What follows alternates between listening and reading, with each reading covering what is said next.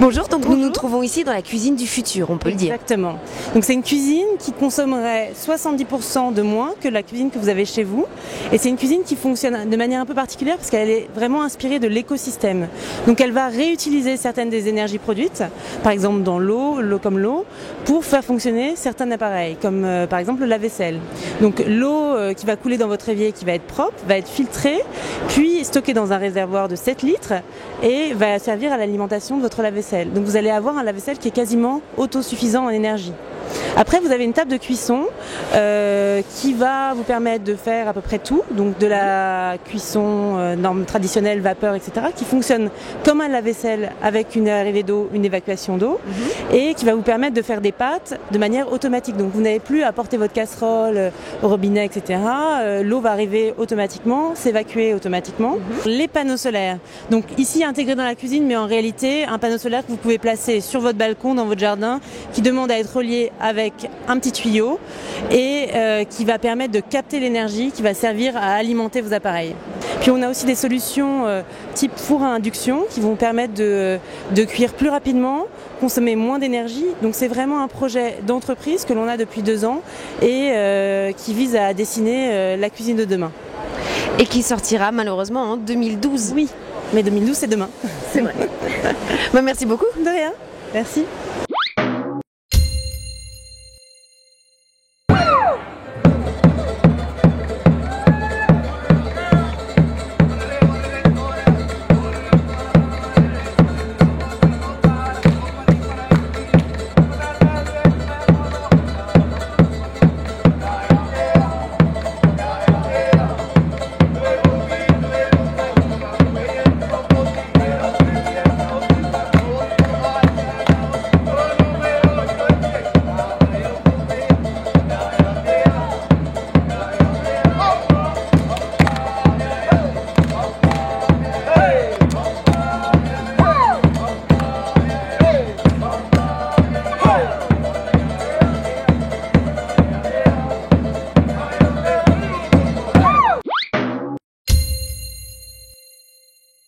Bonjour Alexandra. Bonjour Ivan.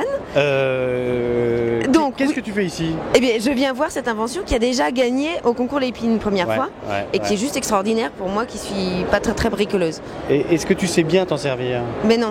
Ouais, c'est ça, on va tout reprendre depuis le début parce que c'est quand même très simple d'apparence, mais il faut bien s'en servir. Donc pour s'en servir, qu'est-ce qu'on voit là? On voit que c'est un mètre déjà. C'est un mètre de 5 mètres. C'est marqué dessus, comme le beurre. Mais en plus, c'est un mètre un peu spécial parce qu'il trace des traits très vite. Regardez, exemple. Si vous voulez tracer un trait normalement, comment vous faites? Vous faites une petite marque par exemple à 19 cm, une autre petite marque à 19 cm. C'est comme ça que tu fais, Alexandra? Bien sûr. Tu prends une règle et tu traces. Et pas souvent droit. Et pas souvent droit, ça m'étonne pas, oui. Bon, t'es une fille, mais généralement, les filles se débrouillent mieux que les garçons. Mais enfin, bon. Avec mon maître révolutionnaire, on va prendre le guide et on va tirer le ruban avec le guide. Ça fait un peu tour de magie. Soit on prend le ruban et on mesure, soit on prend le guide. Quand on tire le guide, on libère le crayon qui est ici. Vous voyez, le crayon est là. Il est protégé en position mesure. Mais là, il est prêt à mordre, là, le crayon. On va se mettre à 19 cm, comme ça.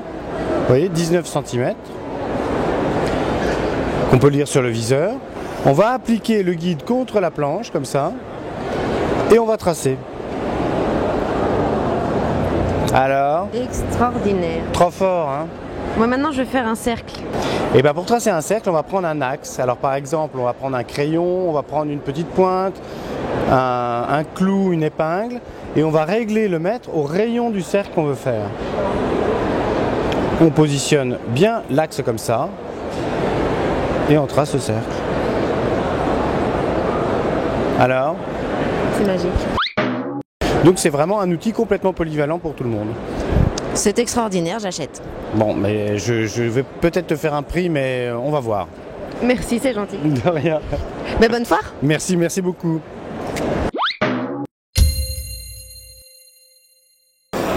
J'ai enfilé ma petite blouse parce qu'aujourd'hui, Lily Bricole va m'apprendre à poser une tringle à rideau.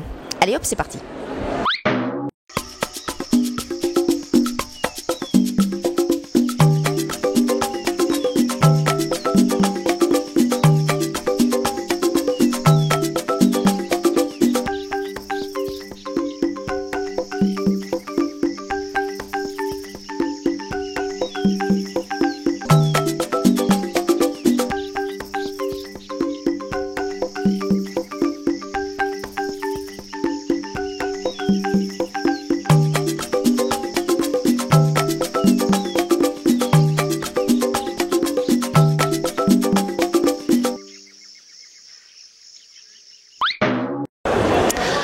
merci de m'avoir appris de donner ces petits cours de bricolage. Bah, c'est mon prof, hein, parce que moi-même je suis pas très bricoleuse, donc j'aurais pas pu vous aider. J'ai créé justement ce concept pour des femmes comme moi qui n'étaient pas très bricoleuses à la base, donc j'espère que ça vous a bien plu. C'était super génial. D'ailleurs, où est-ce qu'on peut vous retrouver? Alors on peut me retrouver à Paris, on a une belle boutique, un bel atelier, c'est aux 2 rue Jean Massé, dans le 11e arrondissement, voilà, c'est métro Charonne ou métro Fédère-Chaligny. Puis on a un site internet aussi, www.lilibricole.com. D'accord. Et donc on peut réserver par internet ces cours Voilà, tout peut se faire par internet, www.lilibricole.com, ou sinon venir nous voir aux 2 rue Jean Massé du lundi au samedi. D'accord. Voilà. Merci beaucoup. Bon, merci à vous.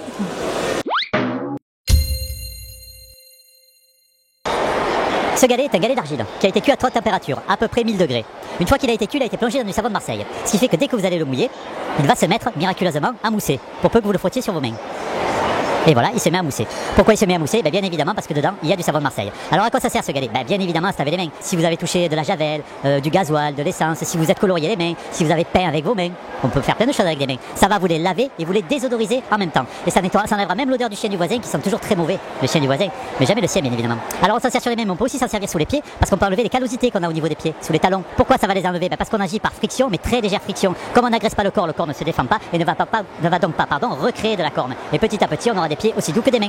Une fois qu'on a fini de s'en servir, on passe la pierre sous l'eau, on la rince, elle est propre, elle est hygiénique, on l'a mis sur son support. Ça évite d'avoir des savons qui traînent au bord des lavabos et qui trempent dans leur jus, qui sont un petit peu dégueulasses. Deuxième intérêt de cette pierre, c'est qu'elle est inusable et incassable. C'est-à-dire que vous pouvez y aller, la laisser tomber, il n'y a aucun risque, elle ne s'abîmera pas. Donc elle ne va pas changer ni de forme, ni de couleur, ni de taille, sauf qu'au bout d'un an d'utilisation quotidienne pour une famille de 3 personnes à peu près, elle ne moussera plus. Quand elle mousse plus, on prend la petite dose, on met la pierre dans un bol, on verse la dose dessus, on attend 48 heures à peu près. Au bout de 48 heures, la pierre elle aura réabsorbé le savon dont elle a besoin, c'est-à-dire à peu près la moitié de la fiole. Elle est à nouveau prête à l'emploi. Ce qui reste, on le remet dans le bidon pour l'année prochaine, bien évidemment. Merci Philippe pour cette belle démonstration. Je vous en prie, Alexandre. Comment s'appelle votre produit? Alors c'est un galet d'argile, tout simplement, tout bêtement. Et où est-ce qu'on peut vous trouver sur la foire de Paris? C'est une excellente question, c'est dans le 6, c'est le stand E30. Eh ben merci beaucoup Philippe. Merci à vous Alexandra. Alors bonjour. Nous sommes ici dans la cuisine,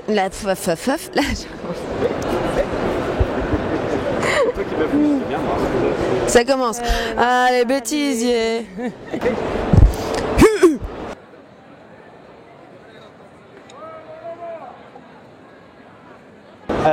Ivan. Bonjour Ivan. Bonjour. Alexandra. Bonjour Alexandra. C'était Bonjour le Alexandra. Tout d'abord un fafa. Ça commence. J'ai enfilé ma petite blouse parce qu'aujourd'hui Lily Bricole va m'apprendre à poser une tringle à rideau. Explication. Allez hop, c'est parti. On la refait.